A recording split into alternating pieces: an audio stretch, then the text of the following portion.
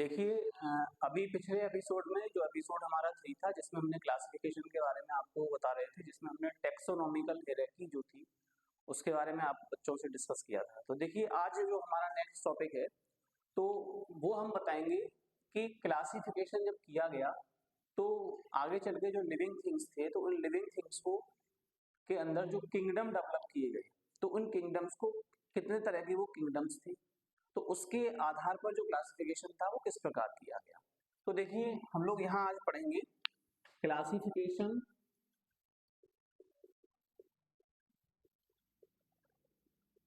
Of organism, आगे हम इसमें लिखेंगे based on kingdom, based on kingdom यानी किंगडम के आधार पर जीवों का वर्गीकरण। क्लियर। तो देखिए यहाँ पे जो किंगडम डेवलप किए गए वो कितने किंगडम थे, तो सबसे पहले हम समझेंगे टू किंगडम क्लासिफिकेशन। अब जो टू किंगडम क्लासिफिकेशन था इसमें पूछा जाता है कि इसको किसने किस वैज्ञानिक ने दिया था। तो सबसे पहले हम इसके बारे में डिस्कस करेंगे। टू किंगडम क्लासिफिकेशन जो था इसको जो देने वाले साइंटिस्ट थे उनका नाम था लिनियस। यानी आपको ये नोट कर लेना है, ध्यान रखना है कि लिनियस ने टू किंगडम क्लासिफिकेशन दिया। उसके बाद लिनियस ने क्या किया था, लिविंग थिंग्स को दो कैटेगरी में बांटा था, एनिमल्स एंड प्लांट्स। क्लियर। तो एनिमल और प्लांट ने उन्होंने डिवाइड कर दिया। उसके बाद नेक्स्ट दिया गया थ्री किंगडम क्लासिफिकेशन, इसको मैंने शॉर्ट में लिख रखा है, आप लोग समझ लीजिएगा। तो थ्री किंगडम क्लासिफिकेशन जो था इसको जो देने वाले साइंटिस्ट थे उनका नाम था हैकल, अर्नेस्ट हैकल इनका पूरा नाम है। तो अर्नेस्ट हैकल ने थ्री किंगडम क्लासिफिकेशन दिया। इसमें इन्होंने क्या किया था, जो एनिमल इसको डिवाइड किया लिविंग थिंग्स को एनिमेलिया में, प्लांटी में, और तीसरा जो इन्होंने नया बताया वो क्या था, प्रोटिस्टा। देखिए मैं आपको एक चीज बता दूं, जो प्रोटिस्टा है, प्रोटिस्टा में जो प्रोटोजोआ टर्म एक आता है, तो जैसे अमीबा प्रोटियस आपने सुना होगा, तो जो प्रोटिस्टा है वो टर्म जो दिया गया है उसको भी देने वाले हैकल ही, समझ में आ रहा है। तो एनिमेलिया, प्लांटी और प्रोटिस्टा ये तीन कैटेगरी यहाँ से बांट दी गई। उसके बाद नेक्स्ट आता है हमारा फोर किंगडम क्लासिफिकेशन। अब जो फोर किंगडम क्लासिफिकेशन था इसमें लिविंग थिंग्स को चार अलग अलग किंगडम्स में बांटा गया, और इसको देने वाले जो साइंटिस्ट थे फोर किंगडम क्लासिफिकेशन को, उनका नाम था कोपलैंड। यानी कोपलैंड नाम के साइंटिस्ट ने इसको दिया था फोर किंगडम क्लासिफिकेशन को। और इसमें चार किंगडम कौन कौन से थे वो मैं आपको बताता हूँ। तो इन्होंने लिया था मोनेरा, जो कि माइक्रो ऑर्गेनिज्म के लिए इन्होंने कंसीडर किया है। दूसरा है प्रोटिस्टा,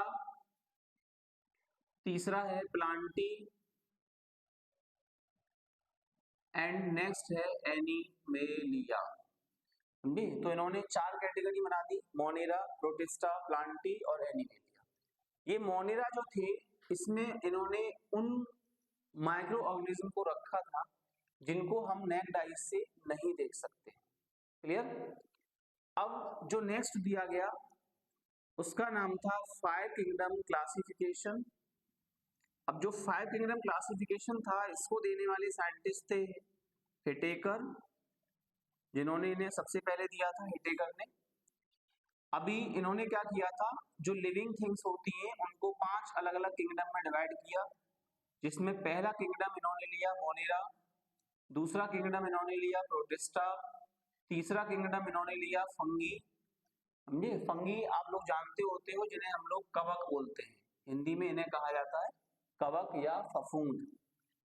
जी, जो हिंदी मीडियम के बच्चे हैं वो थोड़ा इसको समझ लेंगे, कवक या फफूंद को फंगी कहा जाता है।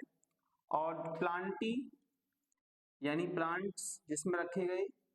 नेक्स्ट था एनिमेलिया, जिसमें एनिमल्स को रखा गया। क्लियर। तो अब तक आपने जूनियर क्लासेस में या 11th में या 12th में ये पढ़े होंगे 2 kingdom classification, 3 kingdom classification, 4 kingdom and 5 kingdom classification. अब देखिए मैं आपको कुछ स्पेसिफिक यहाँ बताने वाला हूँ, उस पर थोड़ा आप गौर करिएगा। आगे जो दिया गया था उसका नाम था 6 किंगडम क्लासिफिकेशन। अब देखिए ये जो 6 किंगडम क्लासिफिकेशन था, इसको जो देने वाले वैज्ञानिक थे उनका नाम था कार्ल वूस। कार्ल वूस जो साइंटिस्ट थे, इन्होंने 6 किंगडम क्लासिफिकेशन दिया। अब इन्होंने क्या किया था वो मैं आपको बताऊंगा। तो इन्होंने लिविंग थिंग्स को 6 अलग अलग किंगडम में डिवाइड किया था, और वो 6 किंगडम जो थे वो कौन कौन से थे उसको थोड़ा सा हम समझेंगे यहाँ पे। तो जो मोनेरा था, तो मोनेरा को इन्होंने दो कैटेगरी यहाँ दो किंगडम में डिवाइड कर दिया। एक थे आर्की बैक्टीरिया और दूसरे थे you bacteria. Archie bacteria and you bacteria, ये दो कैटेगरी इन्होंने मोनेरा की कर दी थी।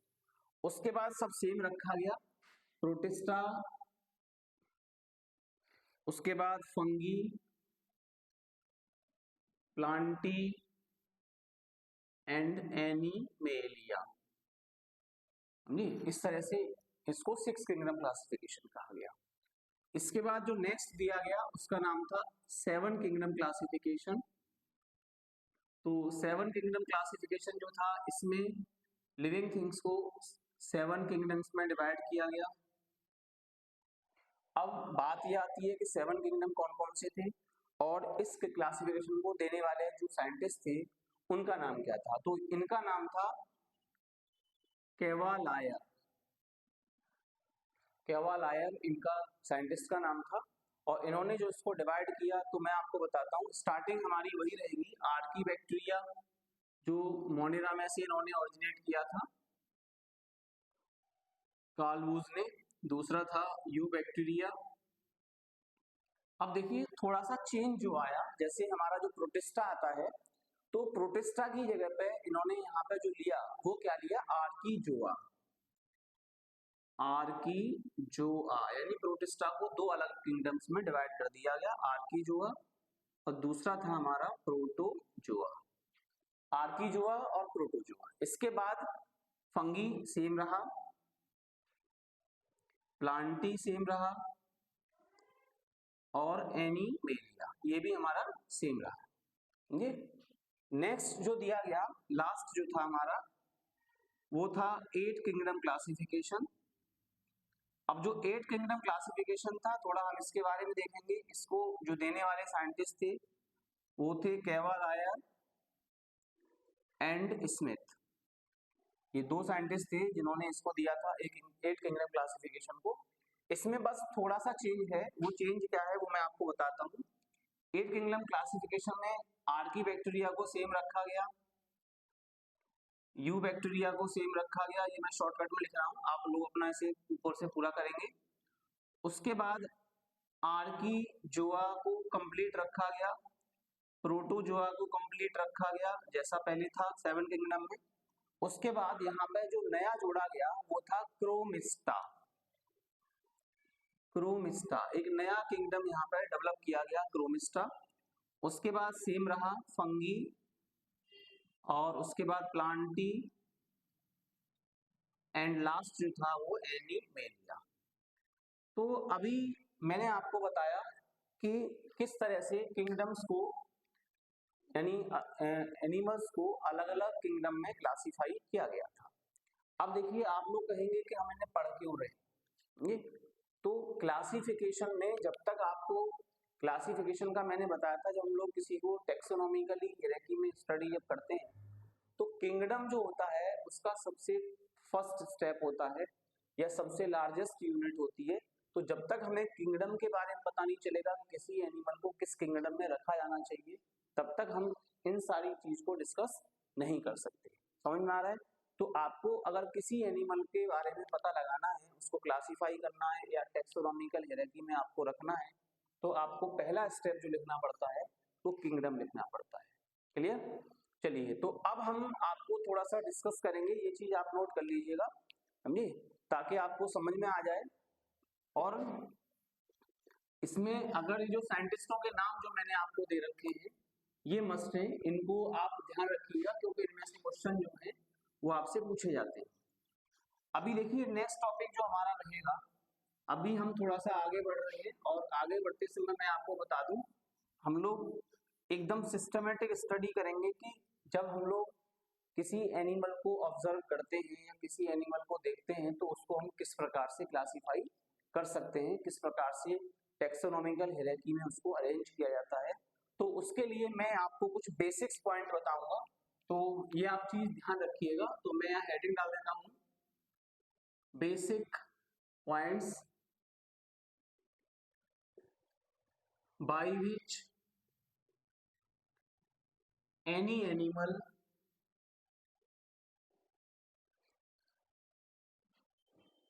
is placed in taxonomic hierarchy।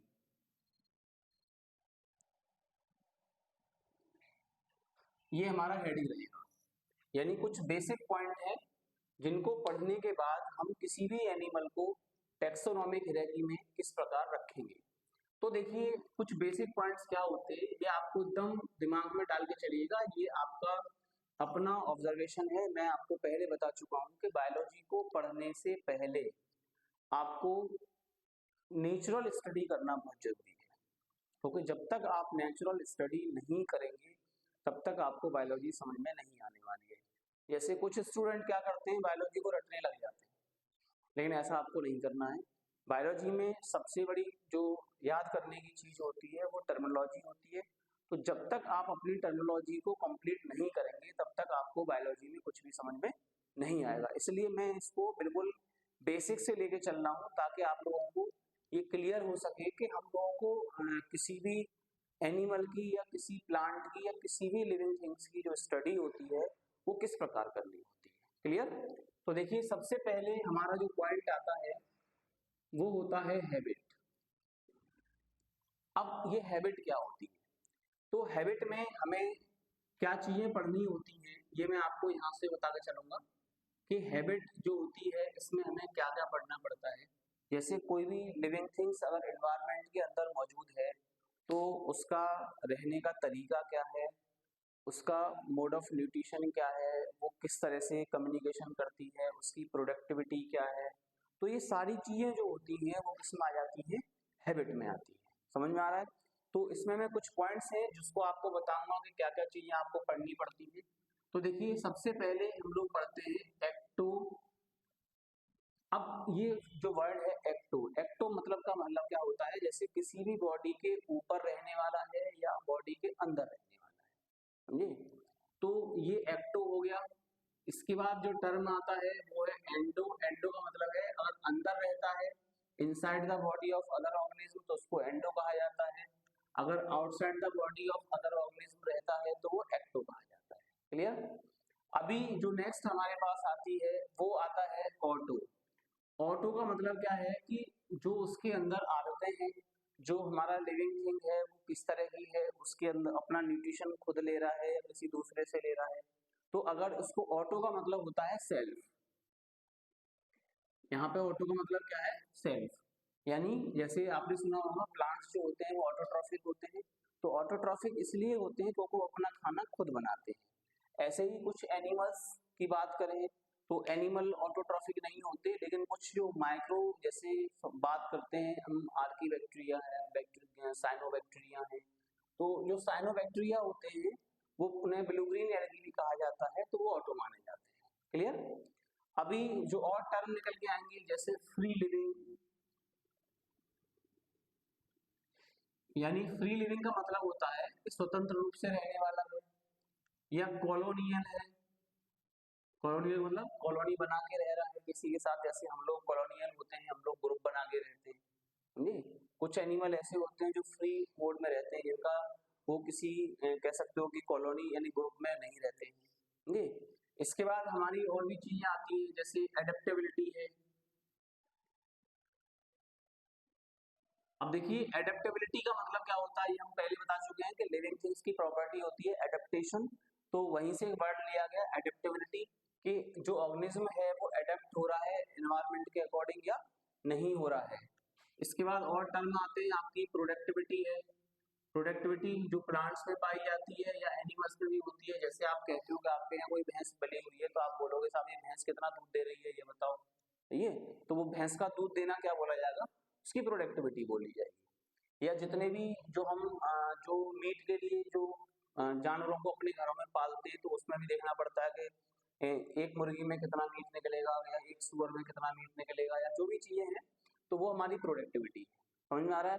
जैसे किसान अपने खेतों में जब गेहूं के बीज बोते हैं तो वो पर बीघा के हिसाब से देखते हैं कि कितने एक बीघा में कितना गेहूं निकल के आ गया, तो गेहूं की प्रोडक्टिविटी हो गई। समझे? अभी इसमें और जो चीजें निकल के आएंगी वो है कम्युनिकेशन। कम्युनिकेशन, देखिए कम्युनिकेशन का मतलब है कि जैसे हम लोग हैं एक दूसरे से कम्युनिकेशन में रहते हैं, एक दूसरे से बातें करते हैं। जैसे मैं आपसे अभी बातें कर रहा हूँ तो ये कम्युनिकेशन बोला जाएगा। समझे? ऐसे ही जो लिविंग थिंग्स होती हैं वो एक दूसरे के साथ कम्युनिकेशन में रहती हैं। जैसे अगर हम किसी जानवर को अपने घर में पाल रहे हैं तो हम उसके साथ कम्युनिकेट करेंगे। हम कुछ लोगों को आपने देखा भी होगा वो बातें करते हैं जानवरों से, सही है? तो वो कम्युनिकेशन होता है। या जानवर जानवर जैसे पक्षी अपनी आवाज में कुछ बातें करते हैं या कुत्ते अपनी आवाज में कुछ बातें करते हैं, तो जो भी साउंड सिस्टम होता है जिससे कि वो एक दूसरे को कम्युनिकेट कर रहे होते हैं, वो उनकी लैंग्वेज है। जैसे हमारी और आपकी लैंग्वेज है ऐसी वो उनकी लैंग्वेज होती है। तो कम्युनिकेशन की स्टडी करना भी हमें भी जरूरी होता है। कम्युनिकेशन जो टर्म है वो हैबिट में ही आ जाता है, ठीक है? और इसके अलावा आपके पास जो बहुत सारी ऐसी चीजें होंगी जिसको हम स्टडी करने के बाद उसकी हैबिट को डिसाइड कर देते हैं। लेकिन मेन पॉइंट्स जो मैंने अभी आपको बताए हैं कि एक्टो का मतलब है कि बॉडी के ऊपर रहता है या बाहर रहता है, समझे? एंडो ऑटो ये सारी चीजें जो है जो पॉइंट्स हैं ये हमारे किस में आएंगे, हैबिट में आते हैं। अभी हम दूसरी बात करेंगे हैबिटेट। अब देखिए ये हैबिटेट क्या होता है। नहीं, हैबिटेट का मतलब है कि जो एनिमल है या जो प्लांट है वो कहाँ पाया जाता है, किस तरह के इन्वायरमेंट में होता है, या कोई भी एनिमल किस तरह के वातावरण में रहता है। तो इसके लिए कुछ जनरल टर्म्स हैं वो मैं आपको समझाऊंगा। जैसे सबसे पहला टर्म आता है लिथो। लिथो शब्द जो लगता है वो लगता है लैंड यानी जमीन के लिए। जैसे आपने पढ़ा होगा लिथोफाइट, यहाँ हम एक एग्जांपल लेते हैं तो हम लिखते हैं इसको लिथोफाइट। तो ये लिथोफाइट क्या होते हैं? फाइट मीन्स पौधा, लिथो मीन्स जमीन पर पाए जाने वाले पौधे। यानी हम इसमें आगे लिख सकते हैं प्लांट ऑन लैंड, यानी जमीन पर पाए जाने वाले पौधे, उसको हम लोग क्या बोलते हैं, लिथोफाइट। क्लियर? अब जो लिथोफाइट्स होते हैं तो लिथोफाइट्स को हमने यहाँ पे तीन अलग अलग कैटेगरी बांटा है। जैसे हमारी जो अर्थ है उसमें जो क्लाइमेटिक कंडीशंस होती हैं तो मैं आपको बता दूं, जैसे टेरेस्ट्रियल है या ट्रॉपिकल एरिया में पाया जाता है या सब ट्रॉपिकल एरिया में पाया जाता है, समझे? तो ये जो हमने एरिया डिवाइड कर रखे हैं ये उसमें आ जाएंगे, समझे? अभी हम आगे डिस्कस करेंगे। तो अभी तो मैं आपको इंट्रो बता रहा हूँ कि हम कैसे अपनी जो क्लासिफिकेशन की स्टडी है उसको हम इजी बना सकते हैं और कैसे हम जो किंगडम आगे चल के आएंगे उन किंगडम में जो एनिमल्स आएंगे उनकी स्टडी को इजी बना सकते हैं। तो उनको इजी बनाने के लिए आपको ये सारी चीजें समझना बहुत जरूरी है, मैं इसलिए आपको समझा रहा हूँ। उसके बाद देखिए जीरो आते हैं। जीरो, तो जीरो का मतलब होता है डेजर्टेड। डेजर्टेड का मतलब है, इनको हिंदी में कहते हैं मरुस्थलीय। इनको हिंदी में क्या कहते हैं, मरुस्थलीय। जैसे आपने देखा होगा रेगिस्तान में जो पौधे पाए जाते हैं उनको डेजर्टेड प्लांट या जीरोफाइट्स कहा जाता है। ये क्या कहते हैं, जीरोफाइट्स। ये पौधे हमेशा ऐसी जगह पे उगेंगे जहाँ पे पानी की मात्रा बहुत ज्यादा कम होगी, वर्षा बहुत ज्यादा कम होती होगी, और सबसे बड़ी खासियत ये पौधे जो होते हैं ये वहाँ के अकॉर्डिंग एडेप्ट हो चुके होते हैं। इनकी पत्तियां बहुत छोटी छोटी होती हैं, नुकीली होती हैं, पतली होती है, कांटेदार होती हैं, और ये पानी के का जो लॉस है वो बहुत कम मात्रा में करते हैं। जैसे कैक्टस प्लांट आप लोगों ने वेल नोन है, आपने सुना होगा। तो ये डेजर्टेड पौधे होते हैं, इनके एडेप्टेबिलिटी जो है वो इनके अंदर आ चुकी होती है। ऐसे ही जो डेजर्ट में रहने वाले स्नेक्स होते हैं, स्कॉर्पियो यानी बिच्छू होता है, तो डेजर्ट में रहने वाले जो एनिमल होते हैं उनकी बॉडी की जो स्किन होती है वो भी उसी के अकॉर्डिंग एडेप्ट हो चुकी है। और उसका सबसे बेस्ट एग्जांपल आपको पता ही है, ऊंट। कैमल, नहीं तो कैमल जो होता है वो डेजर्ट में पाया जाता है। उसकी बॉडी को अगर आप थोड़ा सा ऑब्जर्व करेंगे तो आपको पता चल जाएगा कि वो किस प्रकार से डेजर्टेड है। क्लियर। अब जो नेक्स्ट हमारे पास टॉपिक आता है, नेक्स्ट जो पॉइंट है वो है हाइड्रो। हाइड्रो का मतलब है वाटर। जैसे आपने पढ़ा होगा हाइड्रोफाइट्स, तो हाइड्रोफाइट्स वो पौधे होते हैं जो पानी में पाए जाते हैं या पानी के आसपास का जो एरिया होता है जहाँ बहुत ज्यादा मात्रा में पानी की क्वांटिटी पाई जाती है, वहां पे ये हाइड्रोफाइट्स मिलेंगे। इन पौधों के अंदर भी अलग अलग क्वालिटी होती है, वो हम आगे डिस्कस करेंगे अभी इसी नेक्स्ट टॉपिक पे। तो जो हाइड्रोफाइट्स होते हैं वो पानी के आसपास या पानी में पाए जाते हैं। ये दो तरह के होते हैं, एक तो होते हैं इनमें फ्रेश वाटर और दूसरे इनमें होते हैं मरीन वाटर। देखिए फ्रेश वाटर वो होते हैं जो नदी नाले या झीलों में पाए जाते हैं, और मरीन वाटर जो समुद्र के पानी में पाए जाते हैं। सही है, तो ये किस में आएगा, आपका हैबिटेट में आएगा। इसके बाद आते हैं आपके हेलो। हेलो का मतलब होता है सैलाइन। देखिए सैलाइन का मतलब क्या होता है, यहाँ पे जहाँ ज्यादा मात्रा में मिट्टी में क्या पाया जाता है, मतलब एक कह सकते हो कि जो सैलिनिटी होती है, जैसे लवणीयता जिसमें ज्यादा होती है पानी के अंदर, तो वहां पौधे नहीं उग पाते हैं। तो ऐसी जगह जो पौधे उगेंगे उनको हेलोफाइट्स कहा जाएगा। जैसे फॉर एग्जांपल अगर हम बात करें बे ऑफ बंगाल, बंगाल जो है वो पूरा सैलाइन से बना हुआ है, समझे? और वहां पे मैनग्रोव्स प्लांट पाए जाते हैं। कौन से प्लांट? Mangroves plant. इनके बारे में देखिए बहुत पूछा जाता है कि मैनग्रोव्स प्लांट जो है वो कैसे पौधे होते हैं, तो उनको हेलोफाइट्स कहा जाता है। या हम बात करें कि हेलोफाइट्स कहाँ पाए जाते हैं, तो ये हेलोफाइट्स उन जगहों पे पाए जाएंगे जहाँ दलदल होगा, प्लस मिट्टी के अंदर जो लवणीयता है या जो सॉल्ट की जो कंसंट्रेशन है वो बहुत ज्यादा होगी, तो ऐसी जगहों पे ये पौधे पाए जाते हैं। क्लियर। नेक्स्ट जो हमारे पास आता है आर्बोरियल। आर्बोरियल का मतलब क्या होता है, हवा में पाए जाने वाले, यानी इन एयर। इसको आप समझिएगा, इन एयर, समझिए। तो जो हवा में पाए जाने वाली चीजें होती हैं उनको आर्बोरियल कहा जाता है।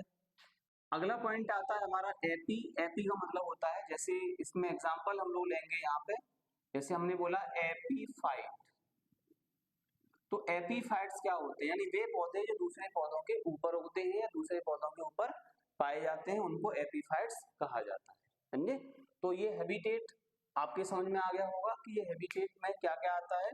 तो lithophytes, xerophytes, hydrophytes, halophytes, arboreal और एपीफाइट्स। समझे?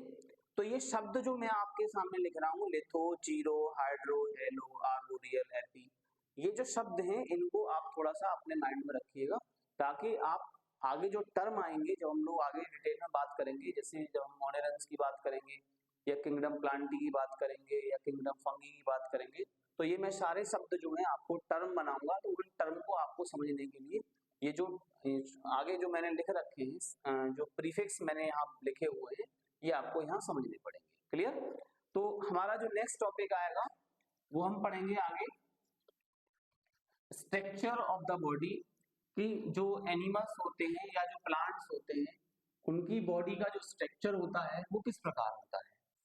तो सबसे पहले तीसरा हमारा जो पॉइंट आएगा वो आएगा स्ट्रक्चर ऑफ बॉडी। अब देखिए जितनी भी लिविंग थिंग्स होती है, मैंने आपको पहले बताया था, उनके पास एक सेलुलर स्ट्रक्चर होता है। उनकी बॉडी जो होती है वो सेल से बनी होती है, कहीं कहीं टिश्यू सिस्टम होता है, कहीं कहीं टिश्यू सिस्टम नहीं भी होता है। तो इस चीज को थोड़ा आपको समझना पड़ेगा कि ये जो स्ट्रक्चर होता है उसके हिसाब से अगर हम देखें तो कितने तरह के एनिमल जो हैं या कितने तरह के प्लांट्स हमें यहाँ पे देखने को मिलेंगे। तो हम पहले एनिमल के बारे में डिस्कस करेंगे। तो जैसे कुछ माइक्रो कुछ मैक्रो के बारे में देखेंगे, तो जैसे बॉडी होती है फिलामेंटस, फिलामेंटस बॉडी हो सकती है, स्फेरिकल बॉडी हो सकती है, स्फेरिकल को हम लोग कोकस कह सकते हैं, जो बैक्टीरिया में हम लोग स्टडी करेंगे। ठीक है, फिलामेंटस हो गया, स्फेरिकल हो गया, सिलिंड्रिकल हो गया, सिलिंड्रिकल को आप रॉड शेप कह सकते हो, ये, या इसको बेसिलस कह सकते हैं। जो अभी हम जो टॉपिक स्टार्ट करेंगे तब आपको मैं समझाऊंगा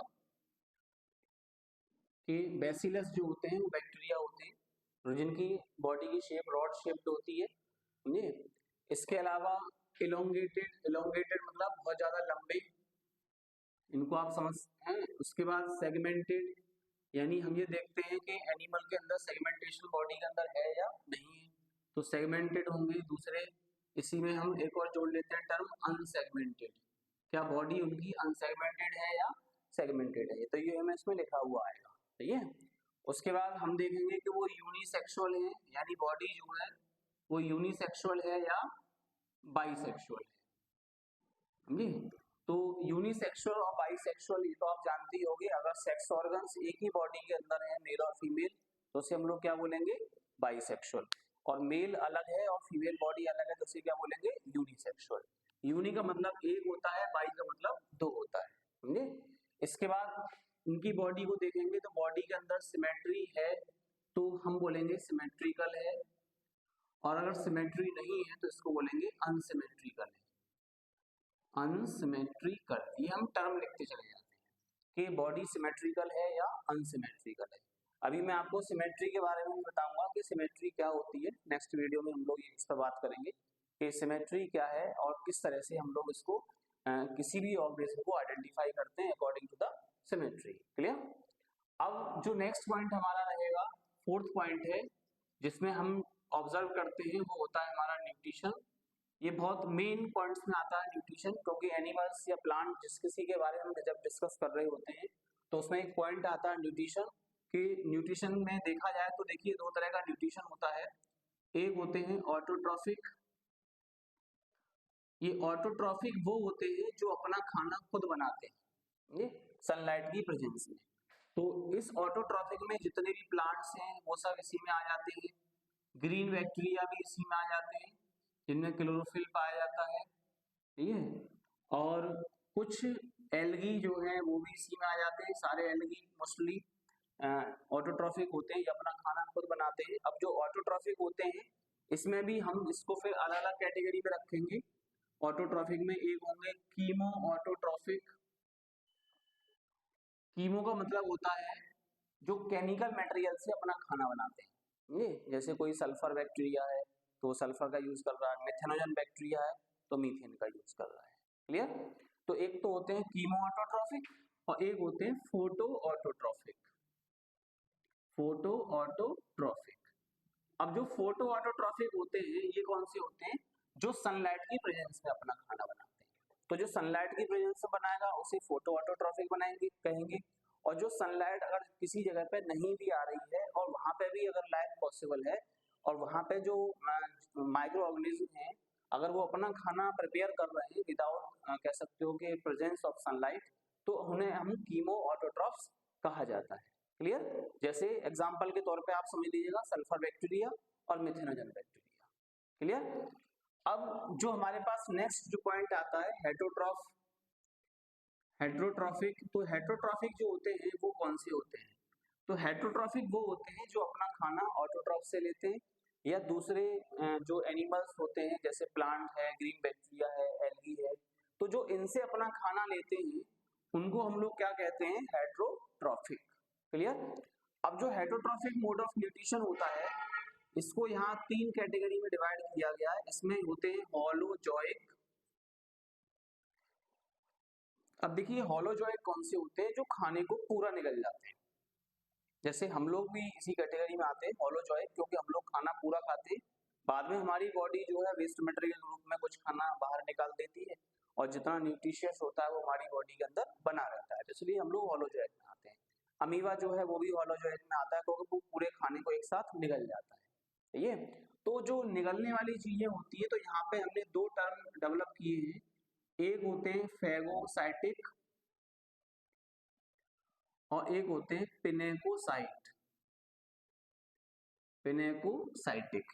थोड़ा इसको आप समझिएगा, फैगोसाइट वो होते हैं जो सॉलिड इनगल्फिंग करते हैं, सॉलिड इनगल्फिंग मतलब किसी चीज को, सॉलिड चीज को जो निगल जाते हैं, सॉलिड की फॉर्म में जो खाने को निगलते हैं उसको सॉलिड इनगल्फिंग को फैगोसाइटिक कहा जाता है।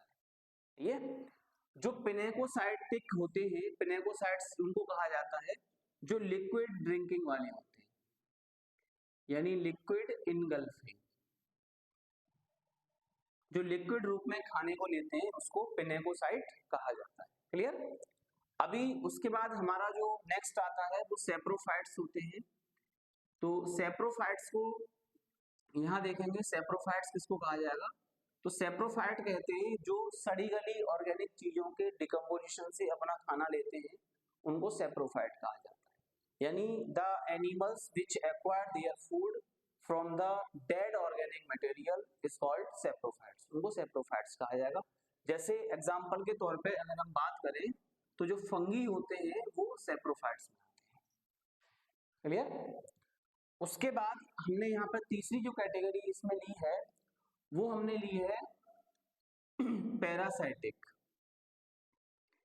अब देखिए जो पैरासाइटिक होते हैं ये वो होते हैं जो कि मतलब किसी दूसरे बॉडी के ऊपर, किसी दूसरी लिविंग थिंग्स से परमानेंटली अपना न्यूट्रिशन, अपना खाना ले रहे होते हैं और उसको बदले में नुकसान पहुंचा रहे होते हैं। हालांकि ये एक तरह का रिलेशनशिप है जो कम्युनिकेशन में आता है, जिसमें प्लस माइनस का रिलेशनशिप होता है। एक बॉडी को नुकसान पहुंचता है, दूसरी बॉडी को इससे प्रॉफिट होता है। तो पैरासाइटिक जो होते हैं ये मैंने आपको पहले बताया था हैबिट में, ये दो तरह के होते हैं। एक तो होते हैं एक्टोपैरासाइट। एक्टोपैरासाइट वो होते हैं जो बॉडी के बाहर पाए जाते हैं, और जो एंडोपैरासाइट वो होते हैं जो बॉडी के अंदर पाए जाते हैं। समझे? तो ये चीज आपको समझ में आनी चाहिए, एक्टोपैरासाइट और एंडोपैरासाइट। अब इसमें फिर और आगे कैटेगरी बन जाएगी, फैकल्टेटिव पैरासाइट है, समझे? तो वो अलग तरह का होगा। तो अभी फिर हमने देखा इसमें कुछ और कैटेगरी हमने डिवाइड कर रखी है अपने हिसाब से। तो मैं आपको बताता हूँ, जैसे हर्बीवोर, ये तो आप पढ़े होंगे। तो हर्बीवोर कौन होते हैं? जो कि हर्ब्स खाते हैं। हर्ब्स का मतलब जो पेड़ पौधों को खाते हैं, पेड़ पौधों से अपना खाना लेते हैं। ये हम लोग इकोसिस्टम के अकॉर्डिंग मैं थोड़ा सा इसको ले रहा हूँ। तो हर्बीवोर उनको कहा जाता है जो ग्रीन वेजिटेबल का इस्तेमाल एज ए फूड करते हैं। क्लियर? उसके बाद कार्निवोर आते हैं। कार्निवोर किसको कहते हैं? जो मांस खाते हैं, यानी इसमें लिख सकते हैं टेक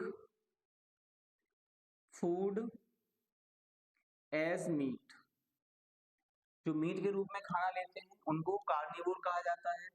हर्बीवोर कहते हैं, इसकी डेफिनेशन क्या लिखेंगे? टेक फूड एज प्लांट्स, जो प्लांट्स के रूप में या हर्ब्स के रूप में अपना खाना लेते हैं उनको हर्बीवोर कहा जाता है।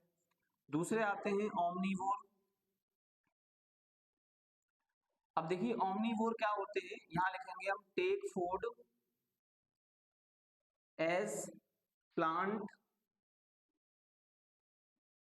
एज वेल एज मीट या flesh of the animal. Flesh का मतलब होता है मांस, फ्लैश है ये। तो इस तरह से लेते हैं। अब उसके बाद आते हैं सेंगीवोर।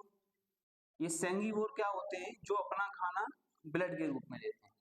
तो यहाँ लिख देंगे टेक फूड एज ब्लड जी। जैसे मच्छर, मच्छर हो गया आपका, जोंक जिसको हेरोडेना कहते हैं। तो ये क्या है कि ब्लड को ब्लड के रूप में लेती है, इनको सेंगीवोर। बैट, चमगादड़ भी सेंगीवोर में आती है, जो खून पीने वाली चमगादड़ होती है। समझे? इसके बाद आते हैं कॉप्रोफेगस। अब देखिए ये कॉप्रोफेगस क्या होते हैं? कॉप्रोफेगस वो होते हैं जो अपना फीकल मैटर खाते हैं, यानी अपनी खुद के लेटरिन खा जाते हैं। जैसे खरगोश, तो खरगोश क्या करता है? जब खाना खाता है उसके बाद जब फर्स्ट टाइम वो अपनी पूरी जो फीकल मैटर होगा, जो वेस्ट मटेरियल होगा जिसको लेटरिन कहा जाता है, उसको निकाल देगा और उसको दोबारा से फिर खा जाएगा। समझे? ये आपने सुना होगा गोबरीला जी। तो गोबरीला जो होता है वो भी कॉप्रोफेगस में आता है। तो कॉप्रोफेगस वो होते हैं जो क्या करते हैं? Take food as fecal matter, fecal matter. Clear? अब उसके बाद जो हमारे पास आता है वो है कैनिवोर। अब देखिए कैनिवोर क्या होते हैं? जो अपने बच्चों को खुद खा जाते हैं। सही है? कैनिवोर का मतलब है जो अपने बच्चों को खुद खा जाते हैं। जैसे नाजा, जिसको किंग कोबरा कहा जाता है। तो किंग कोबरा जो सांप होता है वो अपने बच्चों को खा जाता है। जैसे कुछ कुत्तों में आपने देखा होगा, कुत्ते अपने पिल्लों को खा जाते हैं। तो कैनिवोर उनको कहा जाता है जो अपने बच्चों को खा जाते हैं। क्लियर? तो ये सारी प्रॉपर्टीज जो मैंने अभी आपके सामने लिखी है, ये आप थोड़ा डीपली इसको पढ़िएगा, ठीक है? और जो नेक्स्ट हम लोग कल वीडियो दोबारा कंटिन्यू करेंगे, ठीक है? तो फिर हम आपको और बताएंगे कि और क्या क्या चीजें आपको पढ़नी है, जिससे कि जो किंगडम्स की जो प्रॉपर्टी जब हम लोग डिस्कस करेंगे तो वो आपके लिए समझना ईजी हो जाए। Okay, thank you.